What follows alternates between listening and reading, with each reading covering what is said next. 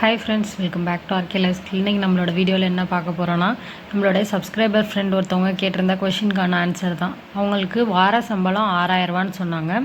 அதில் அவங்க 1,00,000 ரூபாய் நகைக்கடன் இருக்குது, அதை எப்படி அடைக்கலாம் அப்படின்னு கேட்டிருந்தாங்க. அதுக்கான சொல்யூஷன் வீடியோ தான் இது.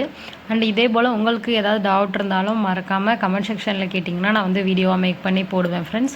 அண்ட் நம்ம சேனலில் பார்த்துட்டு இருக்கவங்க மறக்காமல் சப்ஸ்கிரைப் பண்ணி நோட்டிஃபிகேஷன் பெல் ஐக்கான் கிளிக் பண்ணி வச்சுக்கோங்க. அப்போ தான் நம்ம போடுற வீடியோஸ் எல்லாம் உங்களுக்கு உடனுக்குடனே அப்டேட் ஆகும்.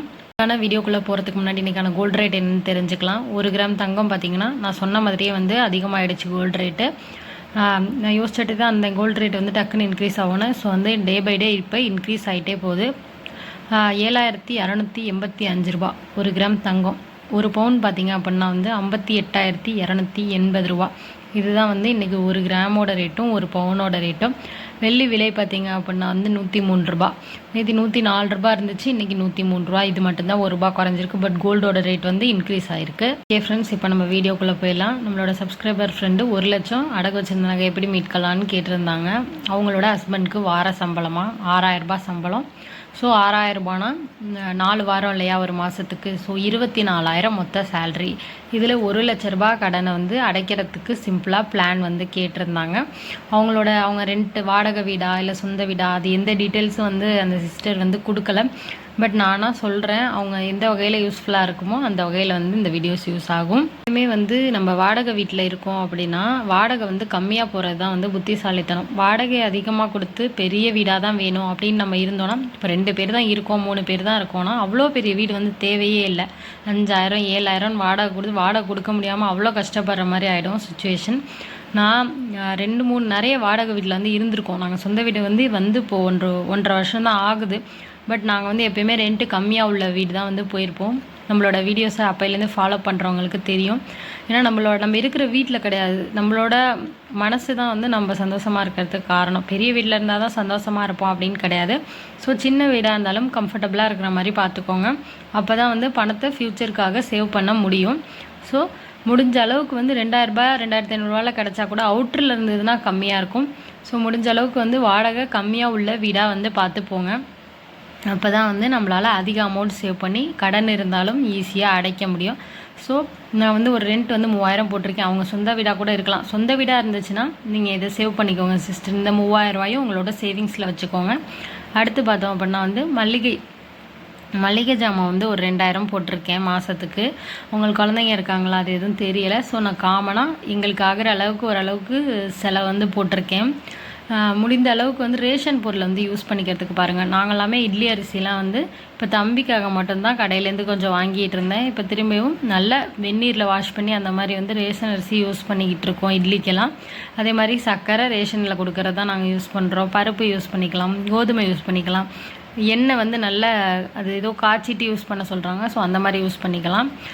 ஸோ இந்த மாதிரி நிறைய பொருட்களை ரேஷன்லேருந்து நம்ம வாங்கி யூஸ் பண்ணிட்டோன்னா நம்மளுக்கு அமௌண்ட் நிறைய மளிகை பொருளில் சேவ் பண்ணிக்கலாம். அது மட்டும் இல்லாமல் நம்ம மளிகை பொருள்லாம் ஹோல்சேல் ஷாப்பில் வாங்கினோம்னா கொஞ்சம் டிஸ்கவுண்ட் கிடைக்கும். அதன் மூலியமாகவும் பணத்தை சேவ் பண்ணலாம். அதிலலாம் சேவ் பண்ணுற பணத்தை நீங்கள் உண்டியலில் சேவிங்ஸ் பண்ணிக்கோங்க.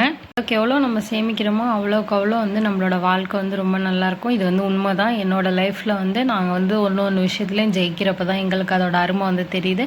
ஸோ அதே போலவே நம்ம சேமிப்பு எப்பயுமே செஞ்சோன்னா நம்ம லைஃப்பில் ரொம்ப நல்ல இடத்துக்கு போக முடியும்.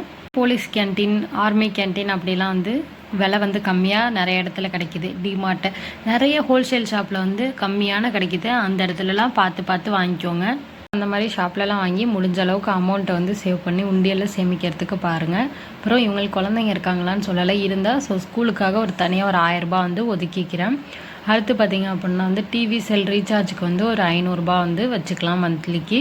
அப்புறம் அரிசி எங்களுக்கெல்லாமே 2 மாதத்துக்கு ஒரு தடவை தான் அரிசி ஆகும். ஸோ 700 ரூபா போட்டிருக்கேன். அரிசிக்கு நான் 700 ரூபா போட்டிருக்கேன். இது மந்த்லி தான். ஸோ நான் 2 months ஒன்ஸ் எடுக்கிற மாதிரி பார்த்துக்கோங்க. அதனால கம்மியாக சாப்பிட்ணுன்னு சொல்ல வரல. பட் இவ்வளோ தான் எனக்கு தெரிஞ்சு யூஸ் ஆகும், ஒரு 4 பேர் இருந்தால் கூட. அப்புறம் பார்த்திங்க அப்படின்னா சிலிண்டர் 500 ரூபா போட்டிருக்கேன். 2 months ஒன்ஸ் கனெக்ட் பண்ணி தான்.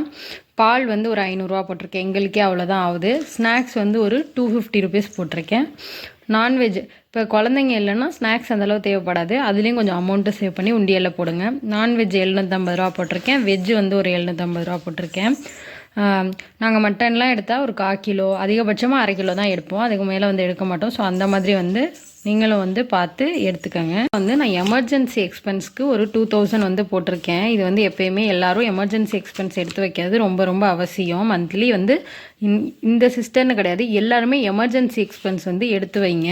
அந்த எமர்ஜென்சி எக்ஸ்பென்ஸ் வந்து எதுக்குமே தேவைப்படலை அப்படின்ற பட்சத்தில் நீங்கள் வந்து நகையோட வட்டி கட்டுறதுக்கு யூஸ் பண்ணிக்கலாம், ஆர் முதல்ல வந்து கட்டுறதுக்கு வந்து யூஸ் பண்ணிக்கலாம். அப்புறம் வந்து சேவிங்ஸ் பார்த்தீங்கன்னா வந்து ஒரு 1000 ரூபாய் உங்களுக்கு பெண் குழந்தையோ ஆண் குழந்தையோ இருந்தால் எஸ்எஸ்ஏவோ பிபிஎஃப்ஓ வந்து இல்லை உங்களோட பேர்லேயே வந்து 1000 ரூபாய் வந்து சேவிங்ஸ் போட்டுக்கோங்க. சேவிங்ஸ் வந்து ஒருத்தருக்கும் ரொம்ப முக்கியம். இது பார்த்திங்கன்னா போஸ்ட் ஆஃபீஸ் சேவிங்ஸ் எஸ்எஸ்ஏங்கிறது செல்வ மகள் சேமிப்பு திட்டம் 250 ரூபா. ஒன்றுலேருந்து அதாவது பிறந்து ஆதார் ஜெராக்ஸ் இருக்கணும், பர்த் சர்டிஃபிகேட் இருக்கணும். பெண் குழந்தைங்களுக்கு மட்டும்தான் போட முடியும். 1லேருந்து 10 வயசு உள்ள குழந்தைங்க போட்டுக்கலாம். பிபிஎஃப்ன்றது யார் வேணால் போட்டுக்கலாம், லேடிஸ் ஜென்ட்ஸு குழந்தைங்க யாருக்கு வேணாலும் போட்டுக்கலாம். ஏஜ் லிமிட்லாம் கிடையாது பிபிஎஃப். ஸோ இந்த ஸ்கீமில் ஏதாவது ஒரு ஸ்கீமில் வந்து 1000 ரூபா வந்து போட்டு வச்சுக்கோங்க. சேவிங்ஸ் வந்து ஃப்யூச்சருக்கு ரொம்ப முக்கியம். இந்த 2 ஸ்கீம்லேயும் வந்து பார்த்திங்கன்னா நம்மளுக்கு கூட்டு வட்டி கிடைக்கும். ஸோ இதை நீங்கள் யூஸ் பண்ணி போட்டுக்கலாம். அப்புறம் எல்லாருக்கும் ஒருத்தருக்கும் லைஃப்பில் வந்து இன்சூரன்ஸ் வந்து ரொம்ப முக்கியம். ஏன்னா இன்றைக்கி இருப்போம் அந்த மாதிரி வந்து நம்மளோட இது வந்து நிரந்தரம் கிடையாது. ஸோ வந்து இன்சூரன்ஸ் வந்து இருப்போம் இருக்க மாட்டோன்றதை பற்றி விட நம்ம இன்சூரன்ஸ் ஒருத்தரும் எடுத்துக்கிறது ரொம்ப பெஸ்ட்டான ஆப்ஷன். அதில் நிறைய பெனிஃபிட்ஸும் இருக்குது. ஸோ வந்து இன்சூரன்ஸ் வந்து 1000 ரூபா வந்து போட்டிருக்கோம். என்னடா இப்படி சொல்கிறேன்னு நினைக்காதீங்க, இன்சூரன்ஸ் ஒருத்தருக்கும் ரொம்ப அவசியம் உங்கள் ஃப்யூச்சருக்கு. நானுமே என் பேரில் வந்து 5 லட்சம் போட்டிருக்கேன். ஸோ அதனால தான் சொல்கிறேன். இப்போ இந்த ஜுவல்ஸ் வந்து ப்ரைவேட் பேங்க்கில் இருக்குது அப்படின்னா ப்ரைவேட் பேங்க்கில் ரொம்ப வட்டி அதிகம், வட்டி கட்டியே நம்மளால் மீள முடியாது. ஸோ நீங்கள் என்ன பண்ணுறீங்க அப்படின்னா வந்து அதை உடனடியாக கவர்மெண்ட் பேங்க், இந்தியன் பேங்க்கு, ஸ்டேட் பேங்க்கு அந்த மாதிரி ஒரு பேங்க்குக்கு வந்து யார்கிட்டயாவது பணம் ஏற்பாடு பண்ணி அதை நீங்கள் வந்து மாற்றி வைங்க. ஸோ உங்களுக்கு வட்டி வந்து கம்மியாகும். இது வந்து ரொம்ப இம்பார்ட்டண்ட்டு. ஒருத்தருக்குமே சொல்கிறது தான், ப்ரைவேட் பேங்க்கில் வைக்காதீங்க, கவர்மெண்ட் பேங்க்கில் வைங்க.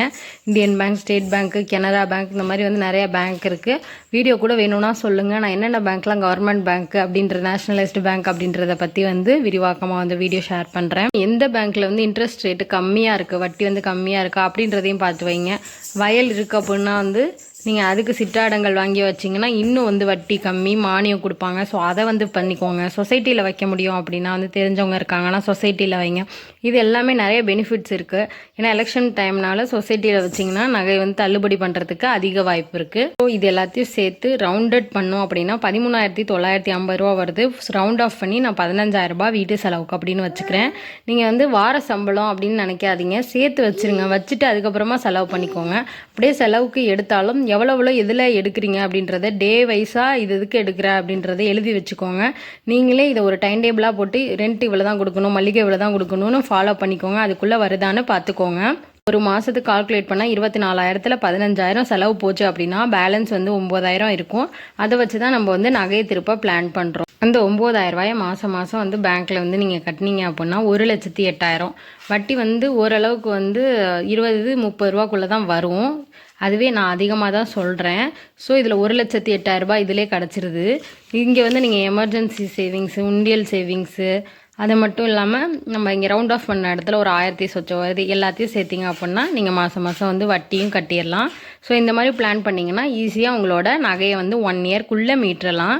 இன்னும் உங்களால் வேறு எதுலையாவது சேவ் பண்ண முடிஞ்சிச்சு, வேறு ஏதாவது பார்ட் டைம் பண்ண முடிஞ்சிச்சு, டெய்லரிங்கு, டியூஷன் அந்த மாதிரி எடுத்து அமௌண்ட் சம்பாதிக்க முடிஞ்சிச்சு அப்படின்னா, இல்லை ஒரு மொத்த பணம் எங்கேயாவது வருதுன்னா நீங்கள் சீக்கிரமாகவே நகையை திருப்பிடலாம். ஃப்ரெண்ட்ஸ், இந்த வீடியோ வந்து கண்டிப்பாக உங்களுக்கு யூஸ்ஃபுல்லாக இருந்திருக்கும் நகையை வந்து மீட்கிறதுக்கு.